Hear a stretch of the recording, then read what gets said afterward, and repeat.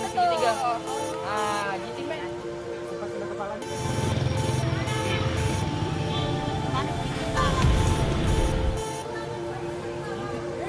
Ya.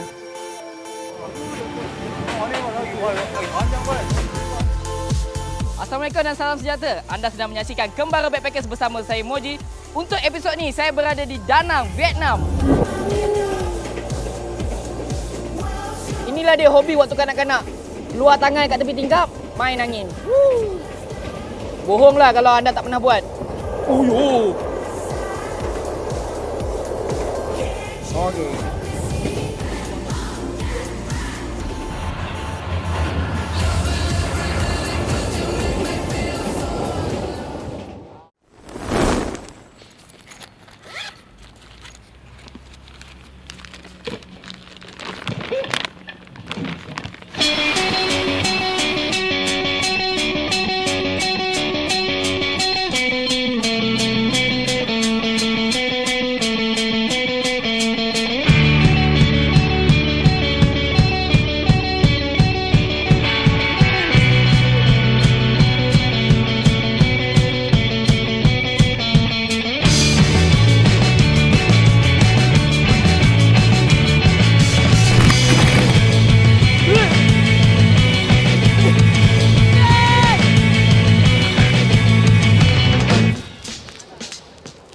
Perjalanan dari Bandaraya Hanoi ke Da Nang mengambil masa selama 15 jam setengah dengan menaiki kereta api. Di sepanjang perjalanan dari Hanoi ke Da Nang, anda akan sentiasa dihiburkan dengan pemandangan yang sungguh mempesonakan, dan ini hanya boleh anda perolehi dengan menaiki kereta api sahaja. Kat dalam kereta api ni ada tempat air panas. Jadi kalau nak sarapan pagi dengan mi segar, boleh guna air panas ni. Nasi impek pun kita boleh masak kat dalam kereta api. Tinggal masak dan lagi kita boleh makan.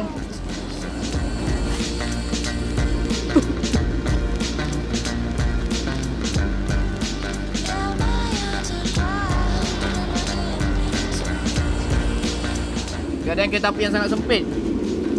Jadi setiap kali ada orang nak lalu, habislah macam ni kena. Macam ni boleh. Macam ni boleh. Di setiap kali kereta api ini berhenti, kita akan dapat melihat puluhan malah ratusan pelancong turun ke destinasi persinggahan mereka. Backpackers pun tarik beg nampak. Suatu saya nak beli tiket semalam, tanpa disangka-sangka, saya berjumpa dengan seorang wanita Hanoi di kaunter pembelian tiket. Di situ, saya hanya minta bantuan beliau untuk belikan tiket untuk saya. Tak disangka, saya mendapat 10% diskaun. 10% diskaun untuk student, untuk pelajar. Saya bukan pelajar, tapi beliau adalah pelajar. Alhamdulillah dapat tiket murah. Tengok, saya minta tolong dia untuk belikan tiket ni tadi. Jadi kalau ikut dengan dia, dia gunakan kad pelajar, dapat 10% diskaun. So tiket saya pergi ke Da Nang, 10% diskaun. Terima kasih. Masing-masing ingin meneroka bumi Vietnam ini dengan cara cita rasa mereka tersendiri. Perjalanan dengan menaiki kereta api ini akan melalui pantai dan teluk yang menakjubkan. Masa nak cari kabin, kena cari sendiri. Tapi ada sebab kenapa saya cari sendiri tanpa bantuan sesiapa. Tips untuk anda yang ingin mencuba menaiki kereta api di Vietnam, jangan sesekali menerima bantuan daripada mereka yang ingin membantu anda mengangkat beg ataupun menunjuk di mana anda punya gerabak. Kerana setiap kali anda menerima bantuan daripada mereka, mereka akan mengenakan cas. Anda harus bayar tips di atas bantuan mereka itu. Okey, jadi yang backpackers dalam keadaan bajet, tak cukup duit, abaikan je.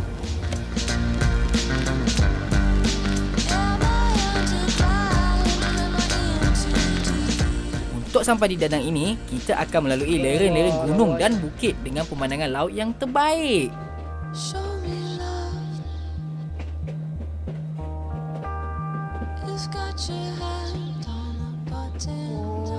Walaupun keletihan sepanjang malam tidur di dalam kereta api, namun rasa letih itu hilang apabila melihat keindahan sebegini.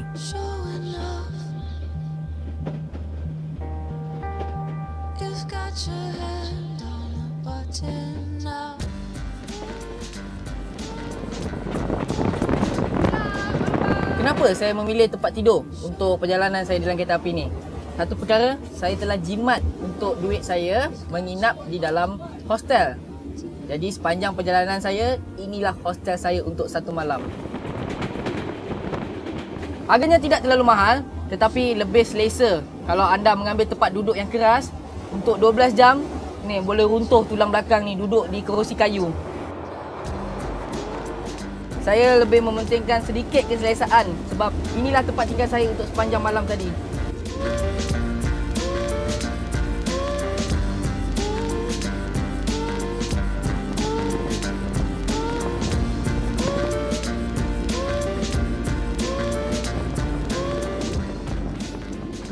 Setelah 15 jam perjalanan, akhirnya sampai di stesen kereta api Danang. Ramai penumpang yang turun, baik penumpang tempatan, pelancong backpackers maupun beg tarik. Sebaik tiba di sini, semangat untuk meneroka Danang semakin berkobar-kobar. Danang agak lebih tenang berbanding dengan Bandaraya Hanoi.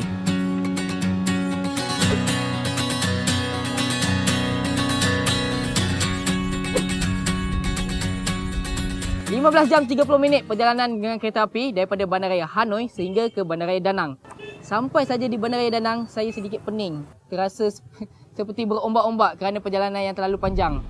Sekarang saya berada di Han River, Sungai Han, di mana di sini ada banyak ukiran-ukiran daripada Mama. Bandaraya Danang memang terkenal dengan Gunung Mama atau Marble Mountains. Maka lahirlah ramai pengukir-pengukir Mama yang hebat. Jika berminat, boleh bawa balik. Pilih je nak yang comel ni atau nak yang ini. Tapi bayar dulu harganya. Ukiran-ukiran patung Mama yang berada di tepi Sungai Han ini dijual untuk para pelancong atau sesiapa saja yang ingin membelinya. Harga dia satu ketul ni $3,000. Saya pun tak tahu kalau nak bawa balik macam mana naik kapal terbang ni. Berat, tak ingat. Tapi hasil pembuatannya sangat halus, ukirannya. Sangat bagus. Saya rasa patung ni gitaris rockers. Tengok tangan dia. Rock. Di belakang saya ada jambatan yang baru dibuka hari ini. 2 jambatan terbaru. Sebelum ni Bandaraya Danang ada 3. Sekarang mereka ada 5 jambatan untuk merentasi daripada bandar sana dan juga ke bandar sini. Kenapa mereka memilih naga untuk membina jambatan di sini? Sebabnya, mengikut kepercayaan mereka, ada 4 binatang yang sangat berkuasa dalam kepercayaan mereka. Yang pertama, naga. Yang kedua, kura-kura. Yang ketiga, kuda unicorn. Yang keempat, apa itu? Yang keempat adalah burung phoenix. Jadi, mereka memilih naga sebabnya dapat memberikan keharmonian, kesejahteraan dan juga simbol kekuasaan untuk rakyat-rakyat di Danang. Ukiran naga ni jangan duduk. Kalau pecah nanti habis nak kena bayar $3,000. Di sepanjang Sungai Han ini merupakan satu kawasan rekreasi yang sering dikunjungi oleh orang tempatan serta pelancong asing. Jadi dengan mempamerkan patung Mama mereka di kawasan ini, ianya menjadi hiasan dan secara tidak langsung menarik pelancong untuk membelinya. Terdapat juga bot-bot yang membawa pelancong meneroka Sungai Han. Kalau berminat, bolehlah mencubanya. Tapi dari sini pun dah cukup menarik untuk melihat keindahan Sungai Han ini. It's not same, it's not the same, it's different. Okey, jika anda duduk di Han River ini, akan ada ramai penjual-penjual yang datang menjual barang-barang keperluan kepada anda. Saya tak nak beli pun sebab kasut saya dengan yang dia nak jual ni lain. It's okay, no problem, thank you. Alang-alang dah sampai, apa kata kalau saya main yoyo dulu?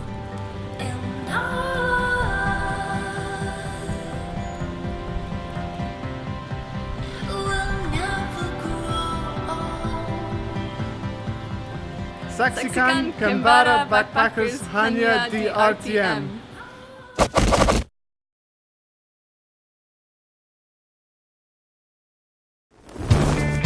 Chow Rong Bridge atau Jambatan Naga yang berharga $88 juta ini telah dibina atas permintaan rakyat tempatan. Dari jambatan ini akan membawa kita ke satu pantai yang amat unik dengan sampan bakulnya. Inilah dia Teontong,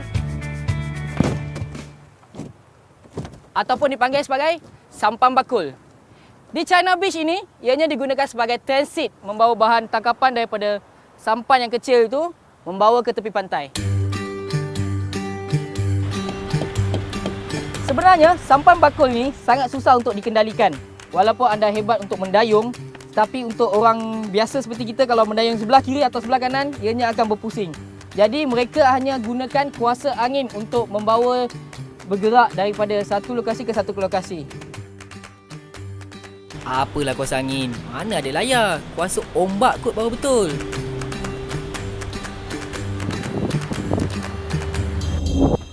Sampan bakul ini juga digunakan sebagai pengangkutan untuk mereka membawa air batu dan juga bahan-bahan lain daripada tepi pantai sampai ke tengah bot yang besar. Nampak tak tu berapa punya susah mereka mendayungnya? Pengalaman melihat nelayan mengendalikan perahu bakul ini amat menarik dan sukar untuk dilihat di mana-mana. Macam cengkeran kura pun ada. Ngam. Ngam. Very good. Okay, nearby. Yeah. Dekat pantai ni ada banyak sampan bakul. Sampan, sampan dan juga sampan. Disebab itulah saya sarankan kepada backpackers Malaysia datang ke pantai Danang ini. Nama pantai ni China Beach. Kat pantai ni bukan saja ramai nelayan, tetapi anak nelayan pun ramai. Comel-comel pula tu. Pantai China ini adalah salah satu pantai yang popular bagi pelancong tempatan. Melihat asyik mereka semua, rasa macam nak turut sama pula. Don't move. Stand there. Don't move.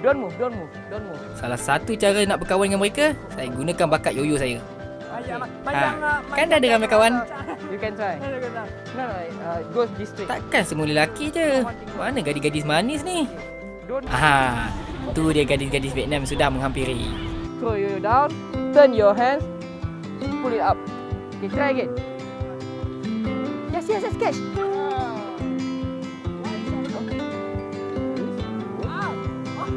Good. Hop. Yo. Hop.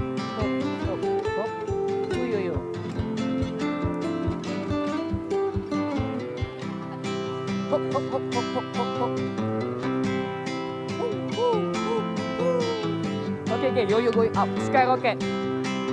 Song, na.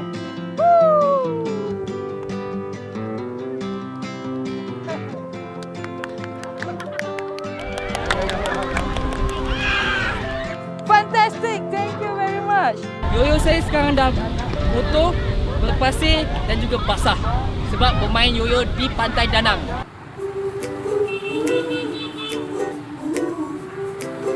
Pemandangan di Bandar Danang pada waktu malam amat indah sekali.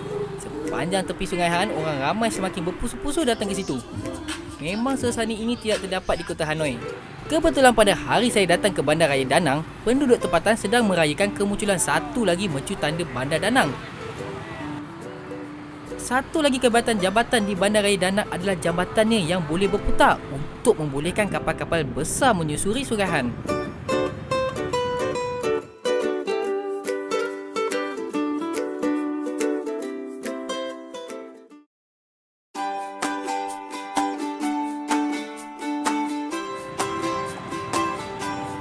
Sekarang saya berada di Hoi An, bandar yang terletak lebih kurang 15 minit daripada Danang. Patutlah semalam saya pergi jalan-jalan di bandar tak nampak langsung backpackers. Sebabnya di sana lebih ramai beg tarik pelancong. Backpackers akan berkumpul di sini di mana anda hanya memerlukan 50,000 dong untuk datang ke sini dengan menaiki bas. Hoi An merupakan salah satu bandar di Vietnam yang telah diisytiharkan sebagai bandar warisan dunia oleh UNESCO. Ianya merupakan sebuah pelabuhan bermula dari kurun ke-15 yang telah dijaga dengan begitu rapi oleh penduduk tempatan dari turun-temurun. Berada di bandar Hoi An, anda seperti berada di zaman silam yang serba antik. Okey, di jalan raya ini hanya basikal dan juga beca sahaja yang dibenarkan untuk melaluinya. Tak ada kenderaan lain boleh lalu. Kereta, motosikal tak dibenarkan. Di kiri dan kanan ada banyak kedai-kedai yang menjual pakaian. Ada yang boleh anda tempah suit. Ada jual jaket, ada jual barang-barang keperluan yang lain ni. Tapi kebanyakannya dekat sini, semuanya untuk menempah pakaian anda.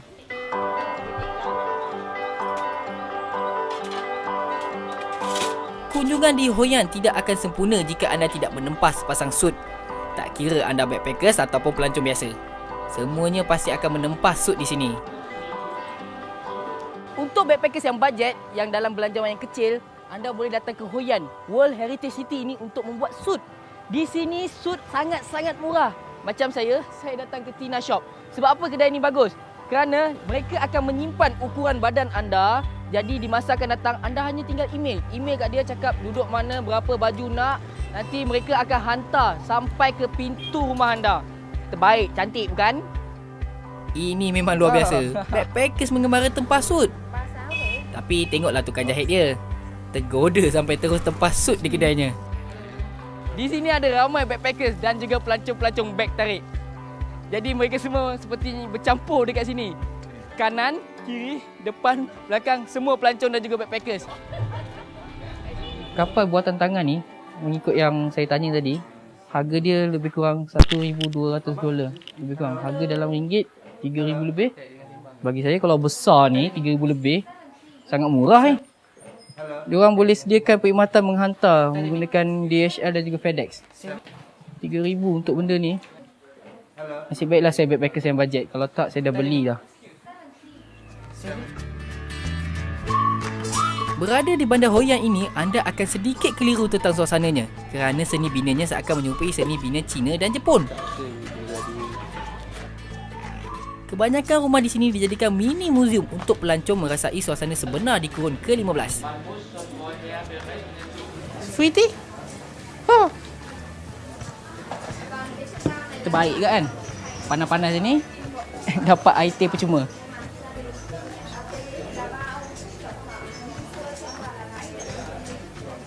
Rasa air teh dia ni macam rasa buah kuaci letak dalam ni. Kulit kuaci tu letak dalam ni jadi air teh.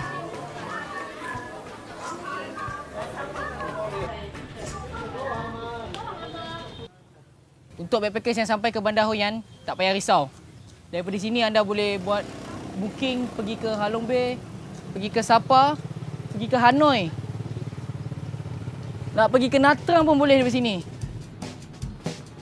Pengunjung di Hoi An tidak akan ketinggalan melekatkan tanda nama mereka di sini, termasuk Kelab Backpackers Malaysia.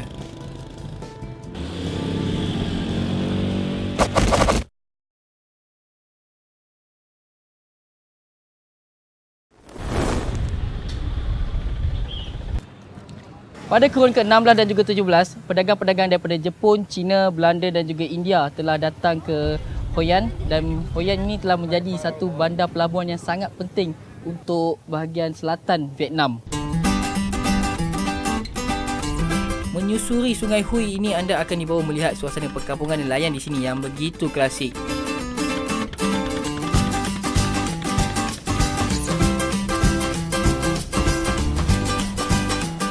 Bot yang ni untuk 2 jam hanya $15 sahaja. Jadi tips untuk anda, dapatkan ramai-ramai backpackers ataupun pelancong-pelancong beg tarik. Dia boleh memuatkan 10 orang. Jadi saya seorang bayar hanya $1.50. 2 jam jalan-jalan. Jadi pelancong kejap. Anda jangan salah pilih bot kerana anda kena bergantung kepada orang tempatan. Anda kena tanya kepada orang tempatan di sini yang mana bot yang lebih murah.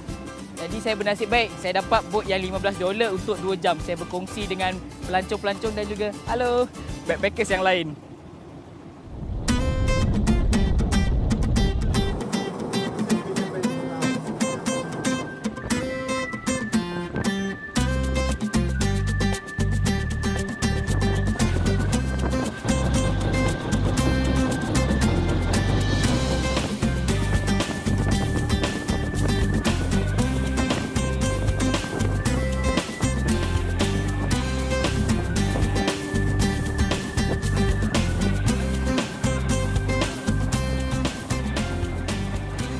Sepanjang perjalanan dengan bot tadi, saya tertidur. Tahu-tahu dia dah sampai kat satu pulau. Pemandu bot tadi dia suruh saya berhenti kat sini dengan yang lain. Saya rasa dia suruh saya makan tengah hari kat sini kot. Saya tak tahu apa yang ada. Kita tengok je di pulau kecil ni, benda apa yang boleh dimakan. Apa juga Ya Allah, saya ingat berhenti sini untuk makan tengah hari apa. Rupanya semua pelancong dengan backpackers naik ada bas dengan teksi kat sini. Dia tunggu, siap-siap tunggu. Tak ada makan. Jadi, tak adalah makan. Kita dah kena tipu. Ini semua bot tu yang punya pasal. Saya kena keluar duit lagi untuk bayar taksi ataupun naik bas ni. Semua dah tunggu sini. Tak kena saya. Aduh yai. Jika anda sampai ke Bandar Hoyan, anda perlu beli tiket untuk menjelajah di sekitar bandar-bandar lama. Harganya $120,000.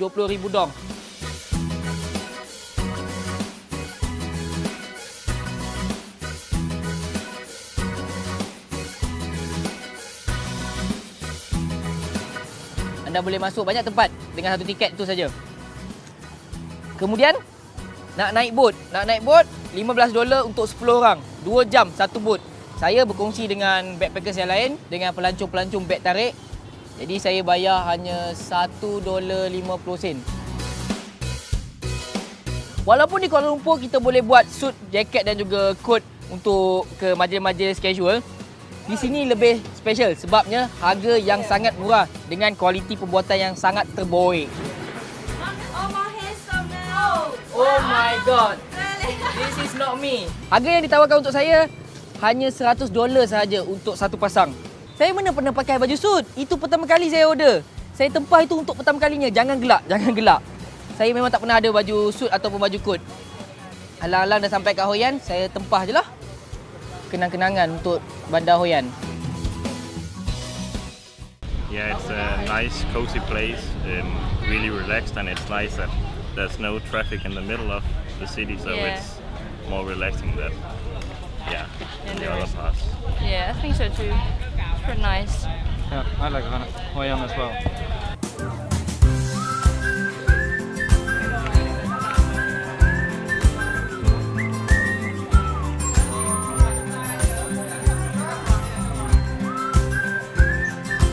Ramai backpackers yang kat sini, diorang datang, diorang sewa basikal. Kalau pelancong beg tarik, mereka akan naik beca ni. Tapi bagi saya yang masih muda, sihat, gagah perkasa, baik saya jalan kaki je. Duit pun dapat jimat.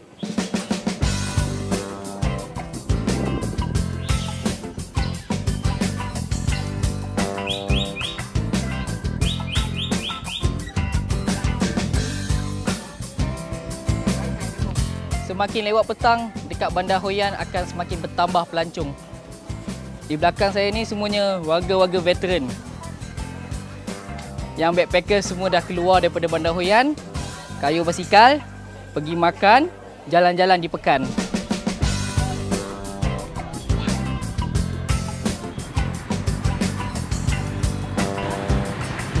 You know, you can sort of control, you know, you should dress appropriately, you should behave a certain way. There's definitely some things that I can't do being a woman, but I feel like being a guy, there might be some things that you won't get to experience either being a man. So while I see that there are some things that I wish I could do, it doesn't really affect, you know, the time that I have and how great everything is. Saya rasa saya lah backpackers anak Melayu yang pertama sampai ke Jambatan Naga ini. Ianya baru je dibuka. Saya sangat teruja sampai bawa 2 kamera. Tengok. Bahaya. Satu kamera untuk ambil gambar, satu lagi kamera untuk ambil video. Teruja sangat punya pasal.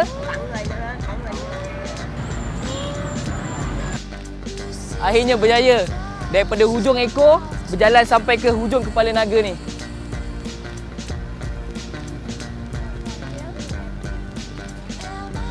Jom kita pergi ke bawah kepala naga untuk mengambil gambar dan juga video kenang-kenangan.